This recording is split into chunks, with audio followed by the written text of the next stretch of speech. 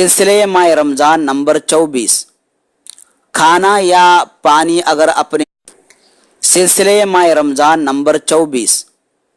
खाना या पानी अगर अपने इख्तियार से जानबूझकर खा लिया या पी लिया तो रोज़ा टूट जाता है, और अगर भूल कर खा पी लिया तो रोज़ा नहीं टूटता।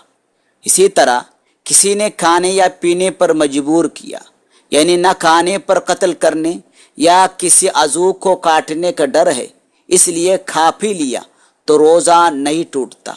इसलिए खाने पीने में उसका कोई इख्तियार नहीं है।